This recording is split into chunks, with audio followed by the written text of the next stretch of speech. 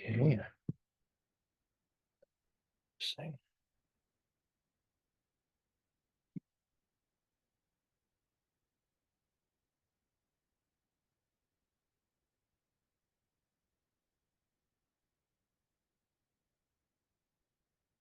All right.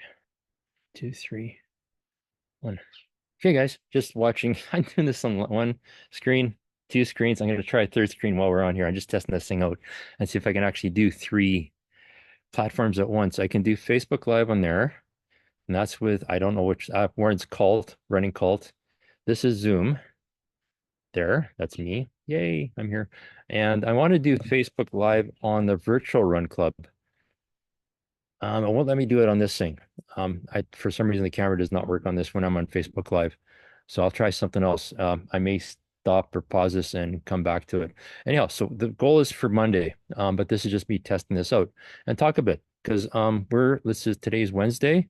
You've got a week and a half before Edmonton Marathon weekend, right? Yeah, so it's just a little over, yeah, Wednesday. So next Wednesday, then Sunday. And for a lot of people on here, lots of experience, know what you're doing. I don't have to talk to you. But there's a lot of people on here. This is their first time, or maybe their second time, maybe their first time going from half to a full, from 10K to a half. Nervous time, right? It's I'm going to say probably my first. It's always if you know me, I freak out over everything, but especially races. I'm doing the 10K on Saturday, and I'm thinking about everything and everything you should actually be thinking about when you get ready for your race in a week and a half. Right now it's a 10K. It's just, I don't want to say it's just a 10K. It's not just a 10K. It's a 10K. That's like saying it's just a 5K or just a half marathon. That's don't say just it is. And 10K, it's a fun run. It's called the Cinnamon Bun Run. But I'm still thinking, okay, where am I going to park? How am I going to get to the race? What am I going to do between now and then? Should I run 10K every day before that race? A run. It's a fun run. It's the whole point is running, raising money for polio and to stop polio and to I'll run 10K and have a cinnamon bun at the end. And it's early and I had a choice, either this or Folk Fest. Folk Fest sounded like I really wanted to go, but my wife and kids aren't interested anymore. Getting two is going to be a challenge. There is a parking spot I know of, but I didn't really want to do LRT, so I'm going to do the 10K, and I can help set up and tear down the race as well. Maybe I'll sweep or something. But anyhow, so you're thinking about that day, right? It's the one thing you're always going to hear when you talk about races and fun, races, especially marathons, half marathons. There's nothing you can do between now and a week and a half from now that you can do to make that run better. Pretty much, there is some training involved between now and then because you want to keep moving, but But everything you need for that race day, you've got in the tank now. This is for most of you is taper. It's probably for everyone. It's taper time, right? It's cut back. Taper doesn't mean stopping doing everything. It just means you don't want to wear yourself out. You want to be on race day. You want to be recovered, ready to go. Maybe you got some things that don't feel right. Maybe some soreness. Maybe tired all the time. If you're whining a lot, maybe overtrained a little bit. If you can't sleep, probably nervous and overtraining a bit now. So taper is mean cutting back. You'll see a lot of training plans. It's not so much you stop running, but just cut down the mileage. Like I think this weekend, for most of you is like maybe a 6K, maybe a 10K for Sunday, and then the week goes. I know some show, especially that marathon, they show the 10K on next Tuesday, a week from yesterday. Play around with that plan. I'm going to say it's a suggestion. It's like the 3K run before race day. If there's a fun group, if there's a, I don't know what's going on here. I have no idea what's going on with this thing. Okay, let's try that side. Maybe that works better. Um, so that's my adjustment. So, again, there's usually a group run, a friendship run. I don't know if Running Room's doing that this year or not. They may be doing it from their store at 109th Street. They may be doing it from the Shaw Conference Center. But that 3K is kind of nice. It loosens you up and stuff. But have your plan set and plan for the next week and a half. Go through your schedule, say Wednesday, Thursday, Friday, Saturday, Sunday, what you're going to do each day. Make sure everybody knows how important this is to you. Don't because you're going to be stressing. I always do. I know some people don't. It's just whatever. But for me, it's a stress. And I'll be looking through my training plan. This is kind of neat. I'm wearing this t-shirt. My very first attempt on a marathon in Kelowna in 1998. I didn't finish. I went from a learn to run clinic to running a 5K to wanting to do a marathon in Kelowna. And I remember flying to, well, we had to fly from here to Kamloops and Kamloops to Kelowna because there was no straight direct flight. And I had my journal with me and I'm going through and trying to justify my training plan because I really didn't do the mileage I was supposed to do. I made it to mile 20 and then barfed, and that was my race. But again, that's you'll probably be doing that. You'll be looking back at your training plan and see, did I do this? Did I do this? Did I miss that day? Did I miss? Can I make up for it? No, you can't. There's nothing you can do now between now and race day that can make your race day worse or better. But there's a lot of things you can do to make it worse, right? Trying to make up time. Oh, I missed a set of hills. I'm going to do my hills tonight. No, don't do that. I missed a speed training day. Don't do that.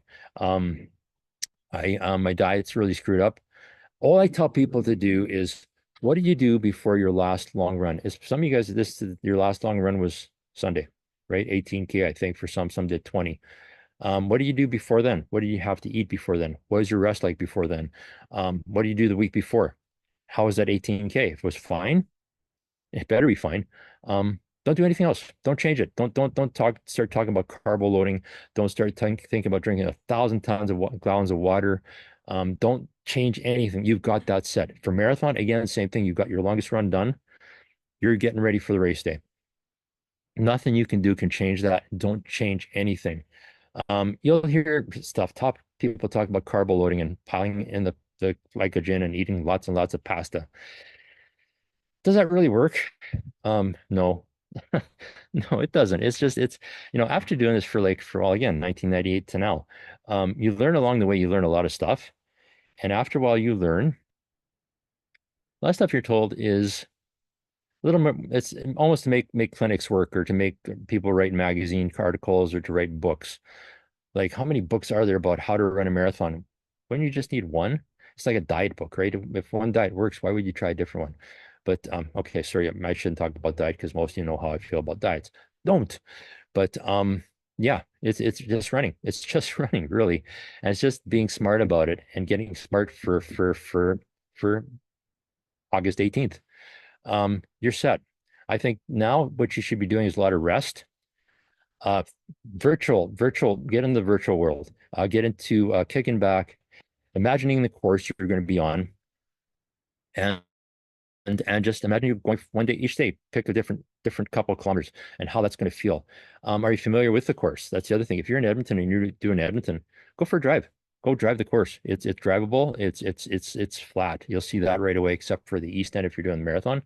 West end is flat. There's no hills. So if you're doing the half, bonus. Start prep. Hopefully now you're waking up early enough to be at the start line. I think the half marathon starts at 8 o'clock. 10K starts at 10:30, which I am doing, which is crazy. Have your plan for that morning set. Set it up now. You should have maybe set it up weeks ago, but if you haven't set it up now, how are you getting to the race? I'm staying at the hotel right across from the starting line. I don't do the drive anymore. I don't drive in the morning looking for a parking space or hoping there's a parking space close. I don't want to have to walk any further than I have to. And I don't really like looking for porta potties. Hotel room right across the parking lot from the start. I can sit in my room and then walk over, run. I like that. But if you want to drive, I mean, it depends where you are, right? If you live close, why not? If you have a place that you see your place you like to park, if you got somebody else driving you that can drop you off and then look for a place to park, even better. If you're driving, what are you doing with your keys? Plan that out.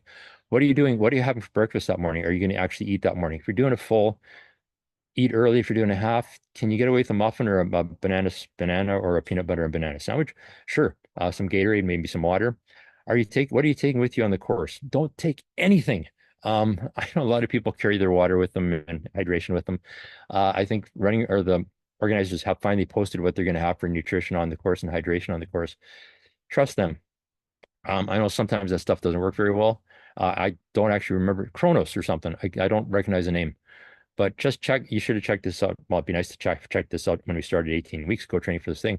But trust, I don't like carrying stuff with me anymore. Most of you guys know I carry water with me with every run I do, every training run. I got my belt, which they don't make anymore. I'm gonna whine about that. But when I go to races now, it's just me. Maybe if I have to carry my key for a hotel, I will if I'm traveling to a race. Have you seen some of the keys they have though? They're like this thing. A lot of times I'll just drop my key off the count at the front counter and come back and pick it up when I'm done my run.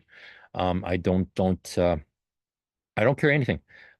Maybe there's some friends that will still carry Advil with them or something, or like Imodium just in case they have an upset stomach. Even then, again, and I've done this. This is why I sort of say that. I remember I think it was this marathon actually. We didn't have gels, we didn't have a lot of stuff, and I just took a power bar, cut up in tiny pieces because somebody said I should, put it in a baggie, and use the safety pin to attach to my shorts.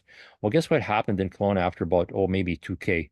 It all congealed into one big ball, and I just found the first garbage can I could and threw it in. That was my nutrition gone. But pretty much a few years ago, I remember a friend of mine, Craig Brasowski, some of you guys know him. He said, we always think we need more than we actually do.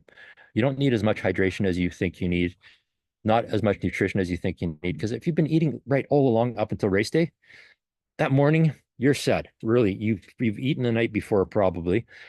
You've been drinking, hydrating all along. You're not drinking a lot of coffee unless that's what you've been drinking the morning of your long runs, and you're set to go.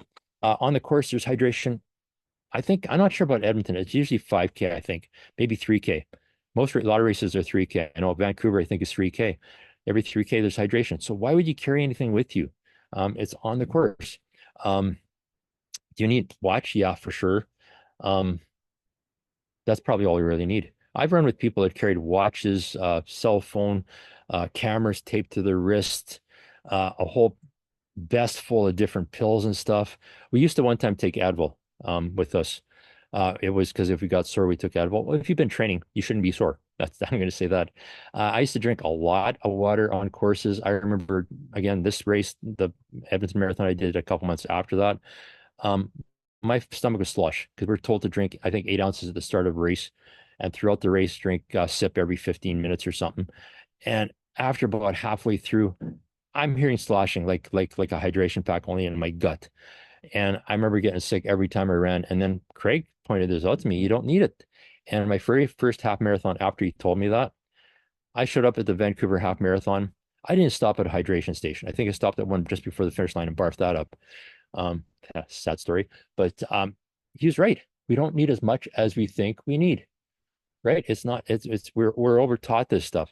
I know everybody's different. That's why you do the training, the 18 weeks to learn this stuff as you go along. Because if it doesn't work, try something else 18 weeks before now.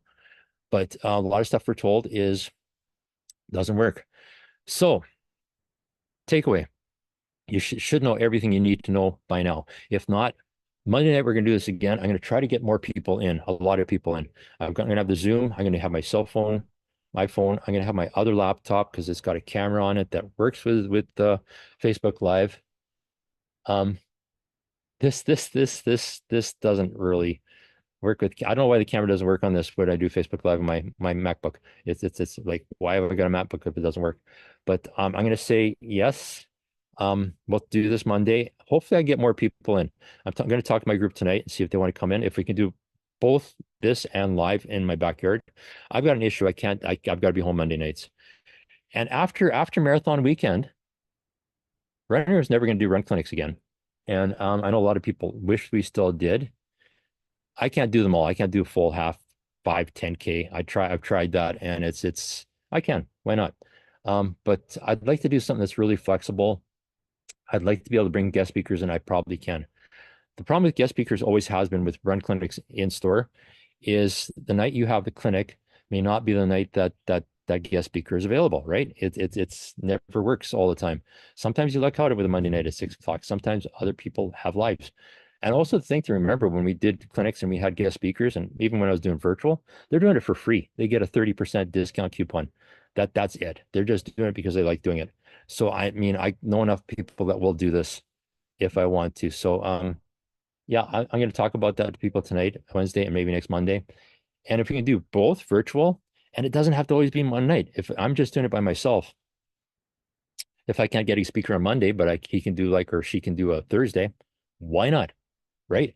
Some people runs are always going to be Wednesday nights, and maybe I'll show up for a Sunday morning.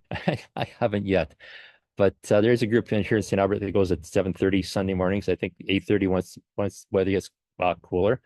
But 6 o'clock Wednesday night. Uh, I mean, you got our run clubs in Edmonton. I think if you're across the country, anywhere, Calgary, Edmonton, any major city, there's run clubs. There's running room run clubs on Mondays or on Wednesday night, 6 o'clock, everywhere. There's some places that maybe don't have, but we have in St. Albert, 6 o'clock Wednesdays. Show up, and we got more than one group. 6 o'clock runs are usually this tonight. We're doing probably about most of us are going to be doing 4 or 5 or maybe 6K. The people that are training for the full might do 10. I've got routes planned out that people can go shorter or faster. And one thing I'll never say is if you can't keep up, you're on your own. There's always somebody to run with you. If it's me, expect to talk a lot. But yeah, again, that's how you learn stuff is from other people. That's what's the other thing about clinics is you learn stuff during the clinic, but then you came for run club on Wednesdays and Sundays. It wasn't people just in the run club. There's people that have no experience, lots of experience, and you run and talk. Like with the Edmonton Marathon coming up, you'd be coming out tonight. There'd be people that have done the Edmonton half marathon or full marathon multiple times, and you just run with them and talk and ask questions. Well, how is it? How hard was it? What's the course like? What's the hydration like? And how does it feel to run a marathon? What do you do between now and then? You got more than one person to talk to. So I think that's the magic of clinics and run club.